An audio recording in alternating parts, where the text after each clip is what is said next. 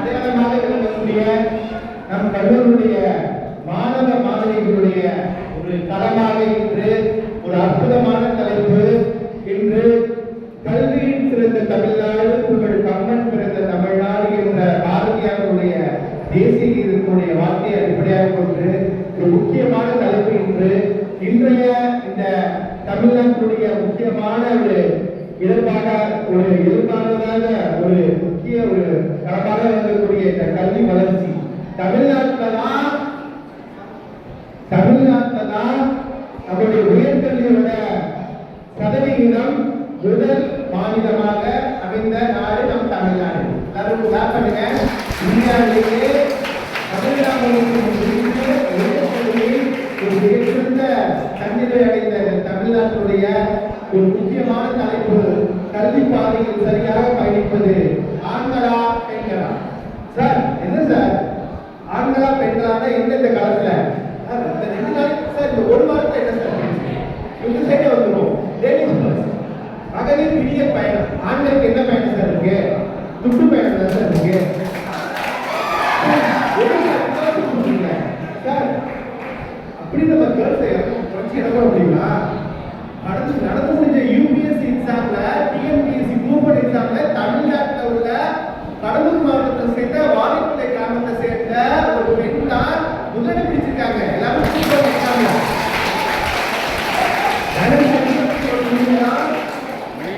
அதிர்ச்சி அப்படிங்கிறதான் முதலிடம் பிடிச்சிருக்காங்க.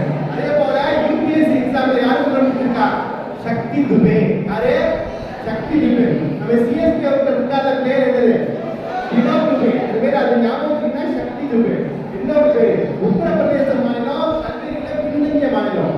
இந்த மாநிலத்துல பிரத்யேராஜ் அப்படிங்கிற இடத்துல இருந்து 5 அட்டம் 5வது எழுதி முதலிடத்தை பெற்றிருக்காங்க. இந்த சக்தி துபே அவங்க பெண்கள் தான். சார் அதே தான் இவங்க எடுத்துக்க முடியுமா? நிச்சந்தன் யாரு? நீட் எக்ஸாம்ல 720க்கு 720 எடுத்து தமிழ்நாட்டோட சாதனையை உலகளவில் இந்திய அளவில் ஒரு மாணவர் அந்த நிச்சந்தன் தமிழ்நாட்டை சேர்ந்தவர். நம்ம இந்த இருக்கிற காலகட்டத்தில் ஆண்களுக்கும் பெண்களுக்கும் சரிசமமாக இருந்தாலும் கூட இந்த கல்வி பாதையில யாரும் சரியா போறாங்க அப்படிங்கிற தலைப்பை வச்சுக்கிட்டு முதலாவதாக பெண்கள் நாட்டின் கண்கள் அப்படிங்கிற தலைப்புல இவங்க பற்றி சொல்லணும்னா நாளைக்கு மாட்டாவது படம் ரிலீஸ் ஆகுது. அந்த படத்தோட ப்ரொடியூசரே இருக்கிறான். யாருக்காவது தெரியுமா? நாளைக்கு மாட்டாவது படம் ரிலீஸ் ஆகுது. தெரியுமா? என்ன படம் ரிலீஸ் ஆகுது? எப்ரோ படத்தோட தயாரிப்பாளர் யார் தெரியுமா?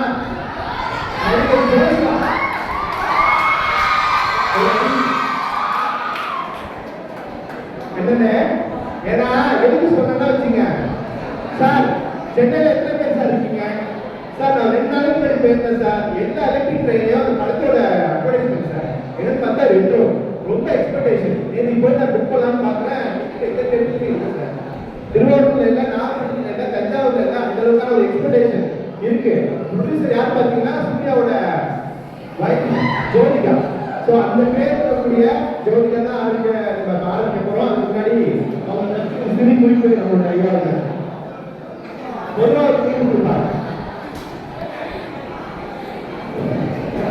பேசக்கூடிய 8 மாணவர்கள் ஒவ்வொரு குறிப்பு எடுத்துக்கிட்டீங்க.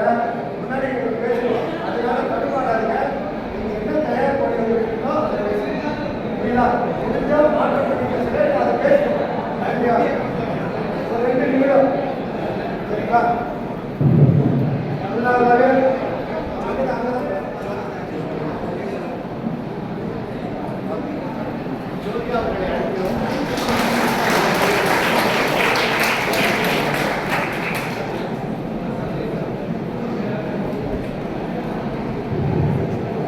மேடையில் அமர்ந்திருக்கும் நடுவர் அவர்களே மற்றும் சபையில் அமர்ந்திருக்கும் எனது தோழர் மற்றும் தோழிகளே, உங்கள் அனைவருக்கும் வணக்கத்தை தெரிவித்து எனது உரையை தொடங்குகிறேன்.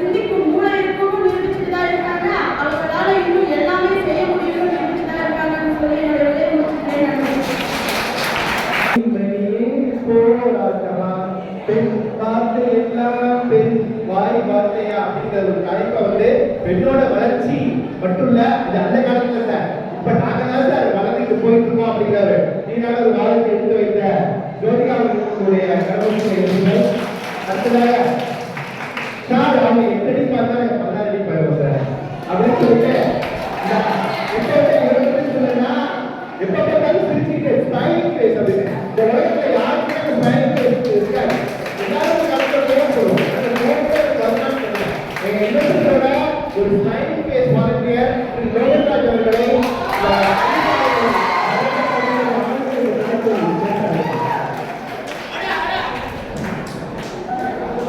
இங்கு அமர்ந்திருக்கும் அனைவருக்கும் என் முதற்கண் வணக்கத்தை தெரிவித்துக் கொள்கிறேன். நடுவர்களே, இப்போது அவர்கள் பேசியது போல் அவர்கள் மாணவியர்கள் பேசியிருந்தார். இப்போது நம் நாட்டில் அதிக பட்டங்கள் பெற்றவர் ஒரு மாணவன் தான். அவர் பெயர் தான் ஸ்ரீகாந்த் ஜிக்கர். அவர் இந்திய நாட்டை தான் அவர் தமிழ்நாட்டை தான் சேர்ந்தவர், இந்தியாவை தான் சேர்ந்தவர். அவரும் ஒரு மாணவன் தான். அதே போல் அவர் பெயர் நிக்கோலஸ் செனாய். இவரும் ஒரு மாணவன் தான். போன வருடம் 10ஆம் வகுப்பில் அதிக மதிப்பெண் பெற்றவரும் ஒரு மாணவன் தான். இதே போல் நம் மாணவர்களுக்கு பாரதியார் என்ன சொல்லுகிறார் என்றால், அடுப்பது பெண்களுக்கு எதற்கு படிப்பென்று பாரதியார் பெண்களுக்கு சப்போர்ட் பண்ணினார். அது எதற்காக? அவரும் ஒரு ஆண் தான். அவர் பெண்களுக்கு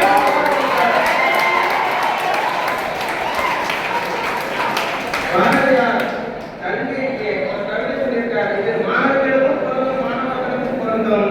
கல்வி மிக்கவன் செல்வம் ஒன்று இல்லையே, கண்மணி கேரளா நீ என்று சொல்லையே என்று பாரதியார் வந்து பொதுவாக இரண்டு பேருக்கும் சமம் என்று சொல்லியிருக்கிறார். இதனை கூறிக்கொண்டே முறையை கொடுத்து வருகிறேன். ரொம்ப நேரம் கருதி சரி நாங்கதாயா பழையா அப்படிங்கிற ஒரு ஆரம்பிச்சோட பாரதியார் ஒரு கல்வி அடுத்தவர்களுக்கு படிப்பதற்கு அப்படிங்கிறத ஒரு குறிப்பா பண்ணியிருக்காரு. இதுக்கு என்ன ரிப்ளை பண்ண போறாங்கன்னு அப்படின்னு கீர்த்தனாவை தான் கேட்கிறோம். கீர்த்தனா அவர்களை தகுந்த பக்கத்தை கொடுக்குமாறு சொல்கிறோம்.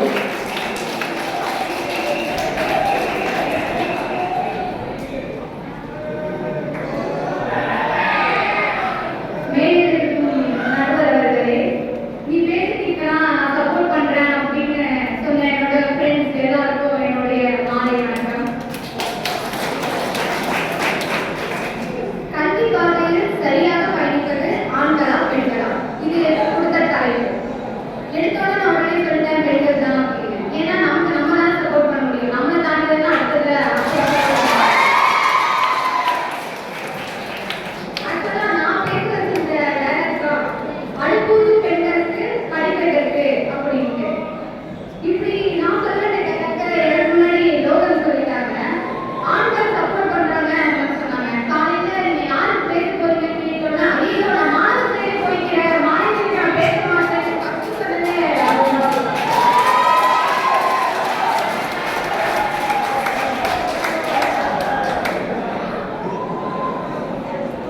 இப்போ விண்வெளி வீட்டு வரைக்கும் எல்லாத்தையுமே பெண்களால சரியா செய்ய முடியும். அதுக்கு காரணம் என்னன்னா அவங்க கற்ற கல்வி.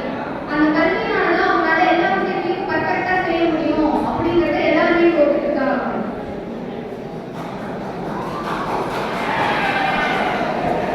விஜய் டிவில நீயா நானா அப்படின்ட்டு ஒரு ஷோ நடக்கும்.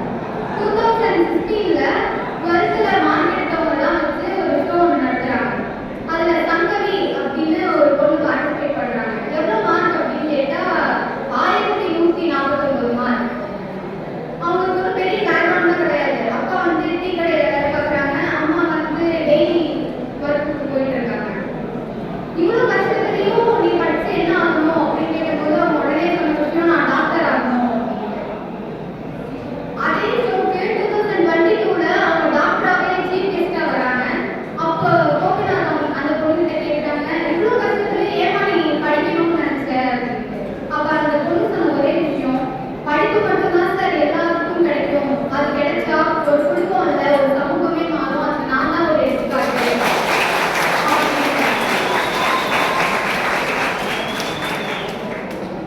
நமக்கு எல்லாமே சூரியனை போட்டு அப்படின்னு ஒரு படம் வந்துச்சு. அது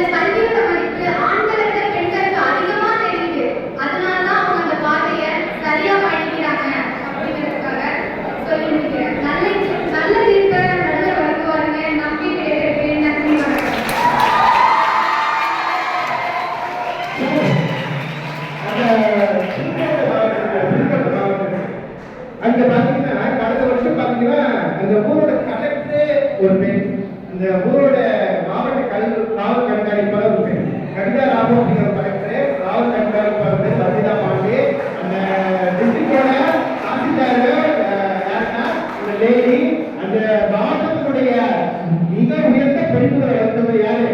லேடி. எல்லாமே யாரு? பெண்கள். புதுக்கோட்டை மாவட்டத்துல அவங்கெல்லாம் என்னன்னா புதுக்கோட்டை மாவட்டத்துல ஒரு கிராமத்துல ஒரு பிரிவினர் வந்து கோயிலுக்குள்ளார நுழையக்கூடாத ஒரு சட்டம் இருந்துச்சு. ஏன்னா இந்த 2 பெண்கள் தான் யார்? அந்த மாவட்டத்துடைய ஆட்சித்தலைவரும் அந்த மாவட்டத்துடைய காவல் கண்காணிப்பாளர் எஸ்பியும் கலெக்டரும் அந்த ஊருக்கு போயிட்டு அந்த கோயிலை திறந்து அந்த மக்களை என்ன பண்ணாங்க? சாமி கும்பிட வச்சாங்க. ஒரு சமூக நீதியை நிலைநாட்டிய அந்த ஒரு பெரும் பொறுப்பு யாருக்கு இருந்துச்சு? அந்த பெண்களுக்கு தான் இருந்துச்சு. ரொம்ப அழகா சொன்னாங்க கீர்த்தனா. இதுக்கு பதில் சொல்றதுக்காக நம்மள்கிட்ட அவங்க யாரு? ஜனனி ஜனனி ஜனனி. ஆண்களுக்காக சம்பளப்படக்கூடிய ஜனனி அவர்களை இந்த சரியான பாதையில் பயணிப்பது ஆண்கள் பிரிவு பேசுகிறார்கள்.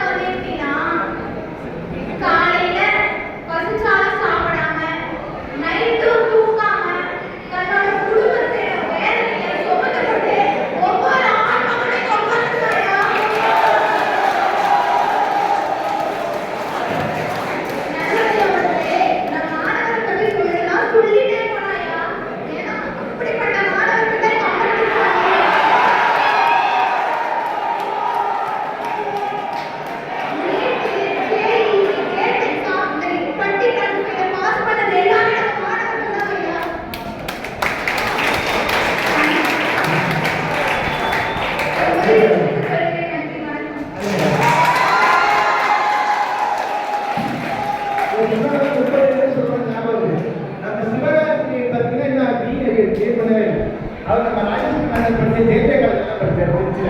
ஆனா அவர் படத்தை முதல்ல போய் பார்த்தது யாரு? அம்மா தான் போய் பார்ப்பாங்க முதல்ல. சிவகார்த்திகேயனோட ஏன்னா அவருடைய படிப்பை பத்தி நான் சொல்றதுக்காக புரிந்ததை இருக்கும். ஆனால் எவ்வளவு இது படிக்கிறதுக்காக இருந்தாலும் அவருடைய வாழ்வின் சாதனைக்காக இன்னும் ஒரு மிகச்சிறந்த சமூக சேவராக நாட்டுக்கு பல தொண்டுகளை செய்து கொண்டிருக்கிறார் சிவகார்த்திகை. அவர் மட்டும் இல்லை சார், இந்த நாகப்பட்டினம் மாவட்டத்திலே சார் ராதாகிருஷ்ணன் அப்படி ஒரு காட்சி கேள்விப்பட்டிருக்கிறார் சார். ராதாகிருஷ்ணன் அப்படிங்கிறவர் சுனாமி நேரத்தில் நம்ம நாகப்பட்டினம் மாவட்ட கலெக்டராக இருந்து 2 தாயற்ற பெண்களை தத்தெடுத்து அவர்களை வளர்ந்து கடந்த மாதம் அவர்கள் திருமணம் செய்து வைத்து ஒரு வாழ்க்கை 2 பெண்களையும் குடும்ப வெளியேற்றி அவர்களுக்காக தன்னுடைய நிதி உதவி பொருளுதவி எல்லாம் அளித்து அவருடைய வாழ்வில் ஒரு மிகச்சிறந்த நிலை அடைவதற்கு ஒரு ஆன்மகன் தான் துணையாக இருந்தால் அவர்தான் நம்முடைய மாவட்ட கலெக்டராக உள்ள ராதாகிருஷ்ணன் அவர்களோடு வந்தார். அதே நேரத்தில் இந்த பொருள் ரொம்ப அழகாக சொன்னாங்க. நம்ம மாணவர்கள் நமக்கு நீங்க தெரியல, அவங்க கல்லூரி படிப்பு முடிஞ்சு பல ஹோட்டல்லையும் பல மெடிக்கல் ஷாப்லையும் பல ஜவுளி ஸ்டோர்ஸ்ல என்ன பண்றாங்க, பார்ட் டைமா வேலை பார்த்துட்டு இருக்காங்க. நம்ம கல்லூரியிலே படிக்கிற நிறைய மாணவர்கள் நான் பார்த்திருக்கேன். அவங்களுடைய உழைப்பு நம்ம இன்னும் குறிப்பிட்டு மதிப்பிட முடியாது. அந்த அளவுக்கு நம்ம படிச்சுக்கிட்டோம் பார்ட் டைமா ஒர்க் பண்றாங்கன்னா உண்மையிலேயே ஒரு மிகச்சிறந்த ஒரு அடையாளமாக ஆழ்ந்த திகழ்ந்தாங்க அப்படிங்கிற ஜனங்கள் ரொம்ப அற்புதமா சொல்லியிருக்காங்க. இதுக்கு பதவிக்காக அவங்க வர்றாங்க. அவங்க ஜாரடி அவங்க இப்போ இந்த பெண்களுக்கு தலைப்பில் பேச வர்றாங்க. அவங்க அழைக்கிறோம்.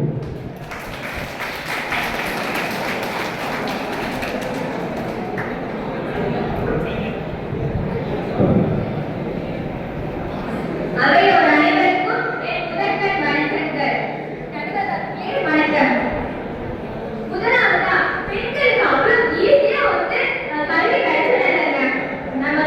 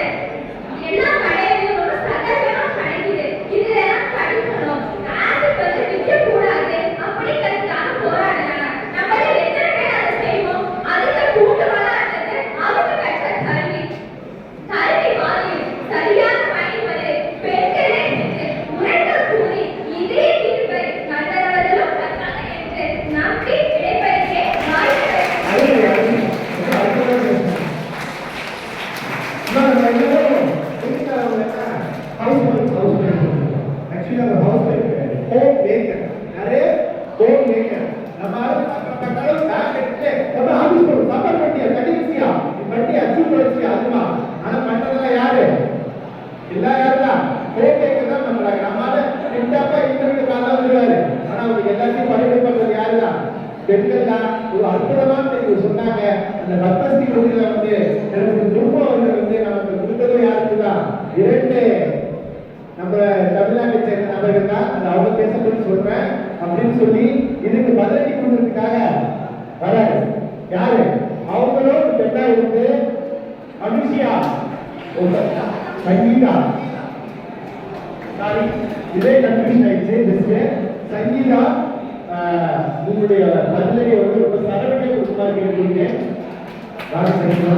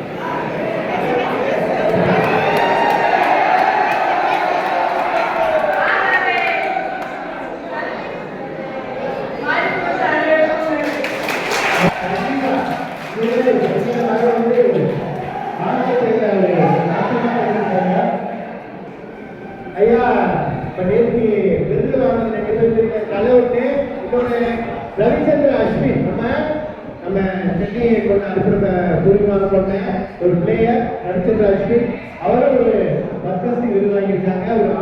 ஒரு சிறந்த ஒரு கிரிக்கெட் வீரராக இப்போது தற்போது ஓய்வு பெற்ற அவர் வாங்கியிருக்காங்க. ஸோ அது ஒரு மிகச்சிறந்த ஒரு கல்வி தான். ஒரு பி கிராஜுவேட் தான். ராஜலட்சுமி காலேஜ் கூட பேசினாரு. அப்படிங்கிற ரொம்ப அற்புதமாக பேசிட்டு அடுத்ததாக பெண்கள் என்ற தலைப்புல அனுஷியா அவருடைய அழைக்கிறேன்.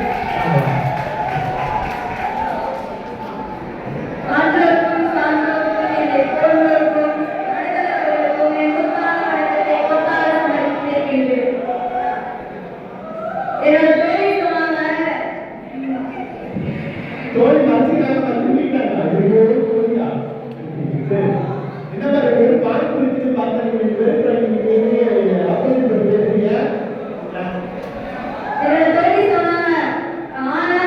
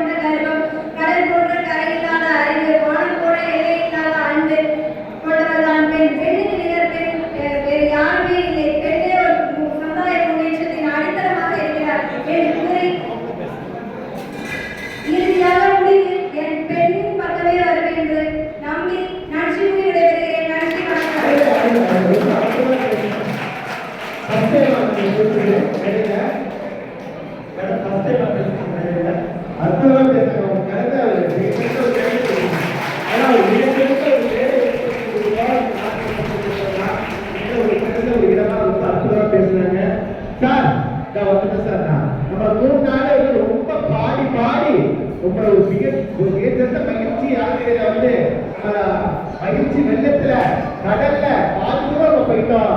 இந்த பாதி தூரம் போறதுக்காக பேசுறதுக்கு வர்றாரு நம்ம பிரதீப் அவங்க கடைசியா இப்போ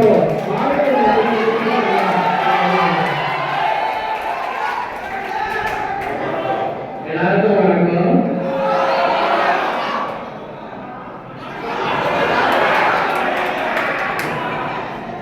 இன்னைக்கு தலைப்பு வந்து என்னன்னா, கல்வி பாதையில வந்து போறவங்க யாரு, ஆண்களா பெண்களா? அதானே? கல்வி பாதையில போறவங்க யாருன்னா பெண்கள் தாங்க. என்ன மாதிரி பேசிட்டீங்களா?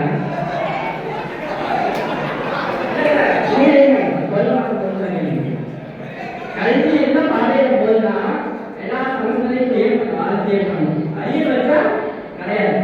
அப்புறம் அறிய வைக்கக்கூடாதுன்னா இன்டர்நெட் பாஸ் பண்ணணும். இன்டர்நெட் பாஸ் பண்ணணும்னா படிச்சு வராது, படிச்சு வராதுன்னா இன்டர்நெட்டுக்கு அசைன்மெண்ட் கொடுப்பாங்க, அசைன்மெண்ட்டே எழுதும். உட்கார்ந்து எழுது எழுது எழுது எழுது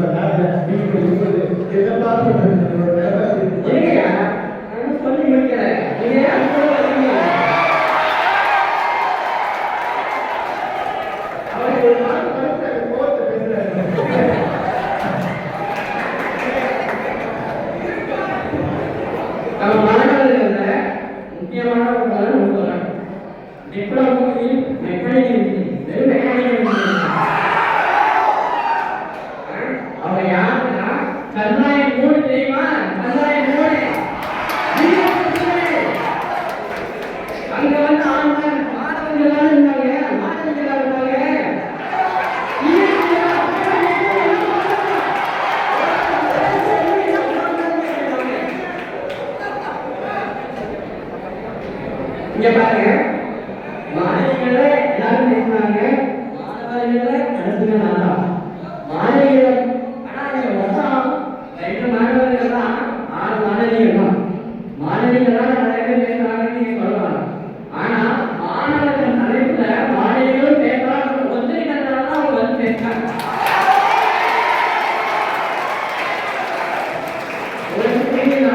இங்க வந்து கல்வியோட பாதை வந்து ஒழுக்கம், ஒழுக்கம் தான் முக்கியம். மற்றவங்க வராங்கன்னா அவங்களுக்கு சின்னதா ஒரு இன்சிடென்ட் சொல்றேன். நான் 12th படிச்சேங்க, 535 மார்க்கு. அப்ப வந்து மேக்ஸ் காலேஜ் அந்த சமயத்துல வந்து ஒரு மணி நந்தினி பேரு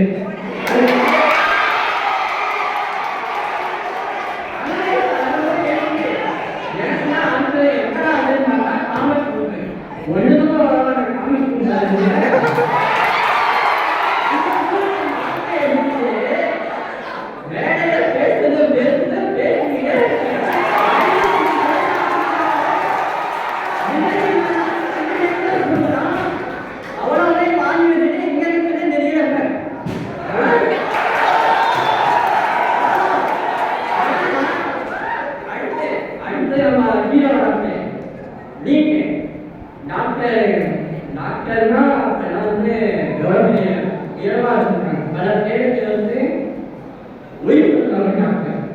அந்த டாக்டருக்கு வந்து நீட்டு, அந்த நீட்டை எப்படிதான் பார்த்தா குழந்தைங்க அந்த சமயத்துல நம்ம தமிழ்நாட்டிலிருந்து 720 பிரபலங்கள்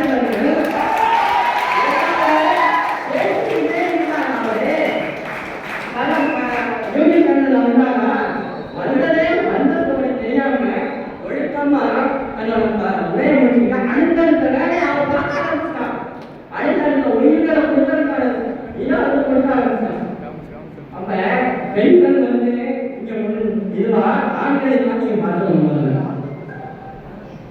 எனக்குயா என்ன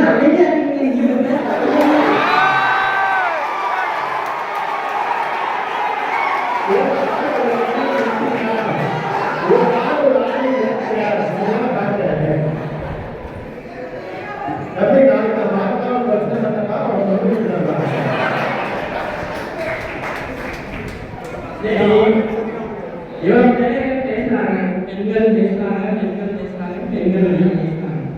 முன்னாடி வந்து அங்க வந்து கேட்கறாங்க பெண்களுக்கு யாருக்கு யாரும் கைக்குள்ள சொல்லுங்க செய்யுது. ஒரு பசங்களோட லோகன் மட்டும் ஐயோ வரலன்னு சொன்னதுக்கு கீர்த்தனான்னு சொன்னாங்கல்ல, கீர்த்தனா அப்படியே அமைதியா கையை கொடுத்து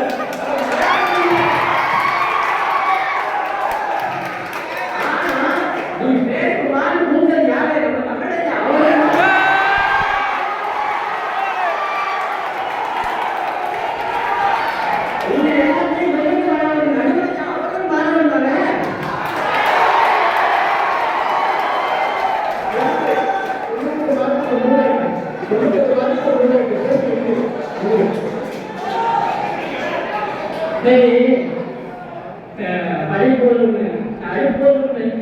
படிப்பதற்கு ஆரம்பியார் அவங்களை பற்றி அப்படியே அர்த்தமாக முதல்ல பெண்களுக்கு சுதந்திரம் என்று சொன்னாங்க. பெண்களுக்கு சுதந்திரம் மட்டும் வாங்கலாம் அப்படின்னு பார்த்தாரு. நாட்டுல சுதந்திரம் கொடுத்தவர் யாரு? மகாத்மா காந்தி வந்தாரு.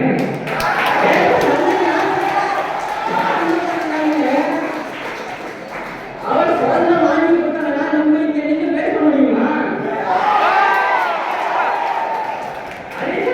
அவர் என்ன நாடகம் பண்ணாரு? அரிசந்தனை நாடகத்தை பண்ணாரு. அவர் ஆண் மந்திரி, அவர் ஒரு மாணவர் தானே.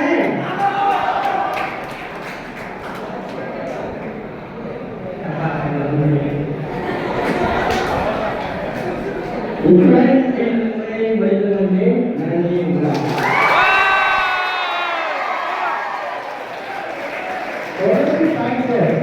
அவர் ஒரு கிளாஸ்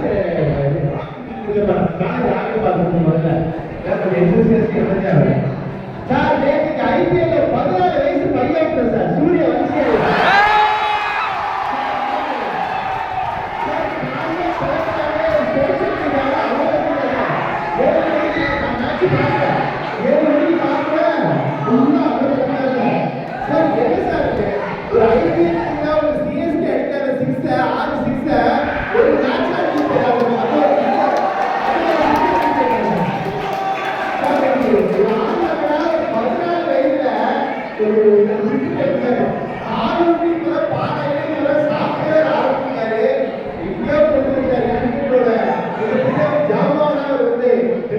போல வருவாரு அப்படிங்கிற சூரிய வன்சி ரொம்ப அற்புதமா சொன்னாரு சார்.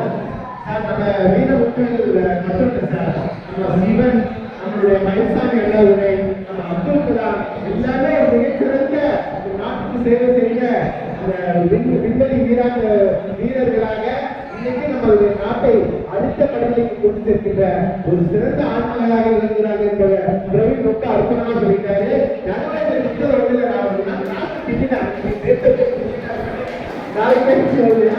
அதனால ரொம்ப அற்புதமா பேசின பிரவீன் அவர்களுக்கு நன்றியை தெரிந்து கொண்டு கடைசியாக எங்களுடைய தலைவர் தமிழ் துறை, இந்த பள்ளிகளிலே தமிழ் துறை வந்து யாருன்னா ஒரே ஒருவருக்கு தான் நீங்கள் தமிழ் பேராசிரியர் முனைவர் மனோகர் சார் அவர்கள்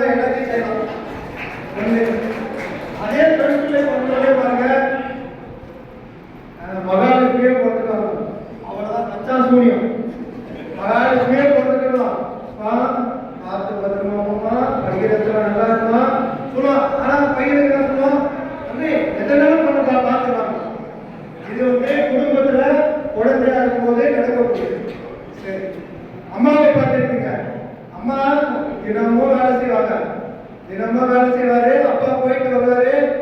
வேலைக்கு போறப்ப வந்தவங்க நசனை இதெல்லாம் பேசிட்டு போல தாமம் திட்டுவாரு. இன்னொரு வேலைக்கு போயிட்டு குடிகாரப்ப வந்தவன எங்கேயோ சும்மா இதெல்லாம் போயிட்டு குடும்பத்தில் இருக்கிற பெண்களுக்கு இந்த நிலைமை. அரிசி இருக்கா பருப்பு இருக்கா அதெல்லாம் கவலையே போட மாட்டாங்க ஆண்கள். புரியுதா? வீட்டுல டப்பாவில் என்ன இருக்குன்னு அம்மாவுக்கு தான் தெரியும். ஒரு சில இடத்துல விதிவிலக்கு இருக்கும். ஆண்கள் அந்த பணியை செய்வாங்க. விதிவிலக்கா இருக்கிறது எல்லா இடத்துலயும் இருக்கு. ஆண்கள் இருக்கும், பெண்கள் இருக்கும். அப்ப இது குடும்ப பெண்களுக்கான வேலை என்ன? அந்த பசங்க படிக்கும்போது சொல்லும்போது ஆண்கள் தான் கஷ்டப்பட்டு படிக்கிறாங்க, ஆண்கள் தான் கஷ்டப்பட்டு வேலைக்கு போறாங்க, வேலைக்கு போய் படிக்கிறாங்க அப்படின்றாங்க. ஒரு ஆண் படிக்கின்ற காலத்தில் கஷ்டப்பட்டு படித்தா அவனுக்கு பிறக்கக்கூடிய ஆண் கஷ்டமில்லாம படிக்கும். புரியுதா? படிக்கிற காலத்துல ஒரு ஆண் கஷ்டப்பட்டு படித்தா அவன் கஷ்டம்.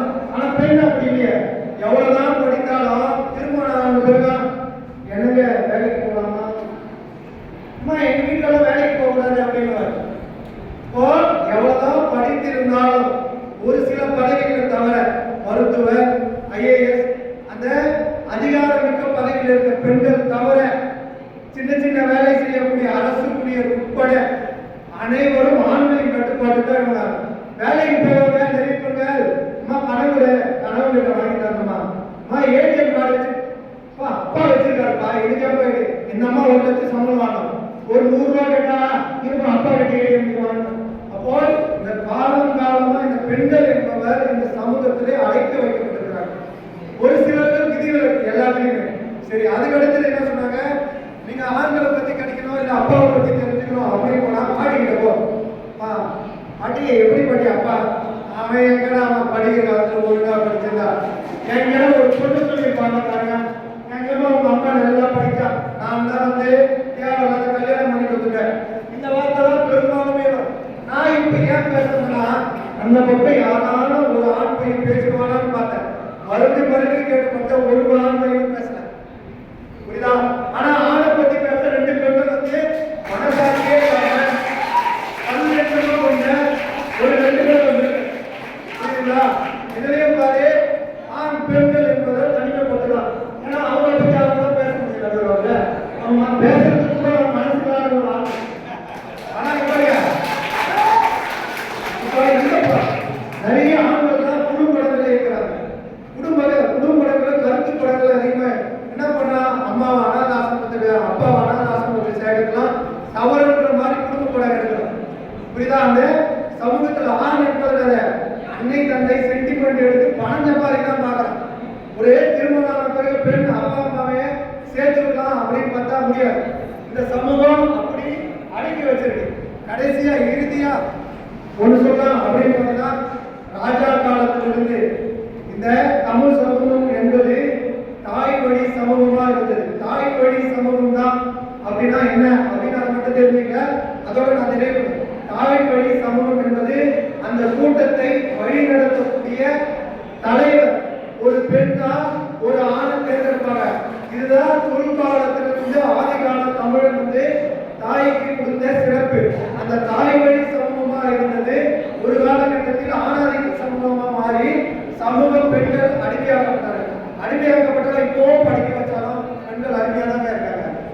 அதனால எப்பவுமே சரியான பாதையில் நாங்க தாங்க போயிட்டே இருக்கோம். பெண்கள் ஆண்கள் சரியான பாதையில் போறாங்க. எப்ப போறாங்க? படிப்பு முடிஞ்சவங்க ஐயோ வேலைக்கு போனோமே அப்பதான் சரியான பாதை. படிக்கின்ற காலத்தில் என்னதான் வேலைக்கு போறான் அப்படின்னா கூட படிப்புல கவனம் இல்லை. அவன் பொருளாதாரத்துக்காக தான் வேலைக்கு போறாங்க தவிர ஒரு சிலர் தான் ஆண்கள் படித்து முன்னேறாங்க தவிர மற்றவர்கள்லாம் படிப்பில் கவனம் படிக்கிற காலத்தில் இல்லை. புரியுதுங்களா? அதெல்லாம் சொல்லி முடிக்கிறேன். எங்களுக்காக கடைசியா சொல்லணும் அப்படின்னு சொல்லும் போது ஆண்களுக்கு கஷ்டம் தெரியுமா அப்படின்னு ஒரு கேள்வி கேட்டு தெரியும். ஆண்களுக்கு கஷ்டம் தெரியுமா அப்படின்னா தெரியாது. கஷ்டம் தான் என்ன?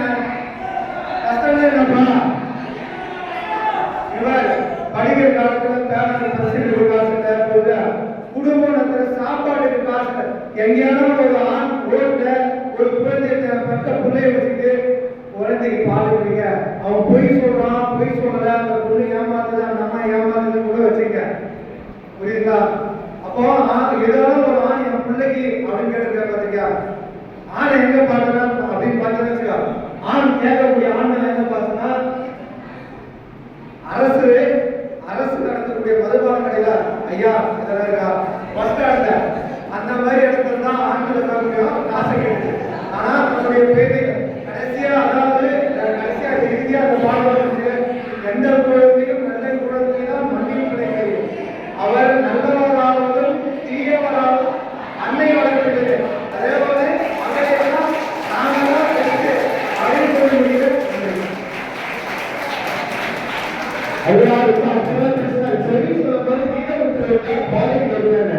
சார் அவருக்கு கீழே விளம்பரம் எங்க பெண்கள் சார் தெரியுமா சார் உங்களுக்கு? வீரபத்திரிக்கு கீழே விளம்பரது யாரு? ஏபிசி குழுவில் படித்த ஒரு முஸ்லீம் பெண்மணியோ சென்னையில படித்த ஒரு பெண்மணி தான் அந்த ப்ராஜெக்ட் கீழே டெக்னிக்கல் பர்சன்ட், அதாவது டெக்னிக்கலா அந்த நிறுவனத்தை உங்களோட நேரத்தை சொல்லுவாங்க. ரொம்ப அற்புதமான விஷயம் சார். அழகா ஐயா அழகா சொன்னாங்க. சுனிதா கிரியர் சார் அவங்க தெரிஞ்சுச்சா?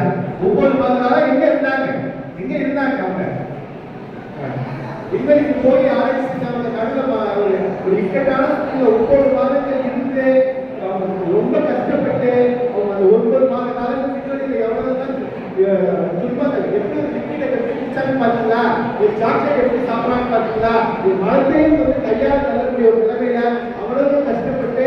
ஏன்னா நம்ம எப்படி சொல்றோம்னா ஒரு இந்திய நாட்டுடைய பிரஜையாக குஜராத்ல பிறந்த ஒருவருடைய மகனாக அமெரிக்கால போயிருந்தாலும் அவங்க இந்தியர் தான், அவங்க குஜராத்தை சேர்ந்தவங்க தான். அவங்க மட்டும் இல்ல சார், கர்ண மல்லேஸ்வரில இருந்து பிடி உஷால இருந்து எல்லாருமே ஓடுவாங்க. இன்னைக்கு வரைக்கும் பிடி உஷா நம்மளால பார்க்க முடியுமா? ஒரு தடகளை இருக்காங்க யாரு? பிடி உஷா தான். அதே போல பெப்சி நிறுவனம் தான் யாரு? இந்திரா காந்தி தான். அதே போல HCL நிறுவனத்துடைய தற்போது தலைவராக இருக்கிற யாரு தான்? ஒரு பெண்மணி தான். சிவசுப்ரமணிய நாடு என்ன பண்றாரு? 10 கோடி சொத்துக்களை உங்களுடைய மகனுக்கு எழுதியிருக்காரு. ஒரு பெண் நிர்வாகி குடும்பம் கொடுக்கிறவர் சுயேசனோட கொடுத்தாரு. அதே சமயத்துல நம்ம ஆண்கள் எடுத்து வந்து சார் இப்படி இருந்தாலும் கூட நாங்க நம்ம எல்லாருமே டெய்லி சர்ச் பண்றது ஃபர்ஸ்ட் சார் கூகுள் தான். இன்டர்நெட் செய்தா 1 மணி நேரத்துக்கு பல லட்சம் பில்லியன் டாலர்களை சம்பளமாக பெறக்கூடிய அந்த கூகுள் நிறுவனம் தான் இன்னைக்கு நம்மள வந்து ஒரு அப்படிங்கிற ஒரு பெரிய ஒரு செயற்கை துறையில கொண்டு வந்து ஒரு மிகச்சிறந்த ஒரு எல்லாருக்கும் அறிவு இருக்கணும், எல்லாரும் தெரிஞ்சிருக்கணும் அப்படிங்கிற ஒரு சுந்தர் கட்சி மட்டுமல்ல, மைக்ரோசாப்டோட சத்திய நாட்டல்ல ஹைதராபாத்ல உள்ளவரு இந்தியர் தான். பில்கேட்ஸ் யாரு? 10,000 வருஷம் படிக்காதவரு. அதே போல நம்ம ஸ்டீவ் ஜாப்ஸ் ஆப்பிளோட நிறுவனர் அவருமே படிக்கிறதா. அதெல்லாம் படிக்கிறதுனால என்ன பண்ணாங்க, அடுத்த கல்விகள் கல்வியை வந்து கடைகளா இருக்கா கூட நல்ல சரியான பாதையில பயணிச்சு அடுத்த வரைக்கும் போனாங்க. சார் இன்றை கட்டினாங்க சார் ஓசை நாளையில 2 பக்கம் இருக்குது சார். நம்ம தமிழ்நாட்டோட கல்வி வளர்ச்சி 80% இருந்தாலும் கூட ஆண்களுக்கு இல்லாத பெண்களும் பெண்களுக்கு இல்லாத ஆண்களும் இருக்காங்க.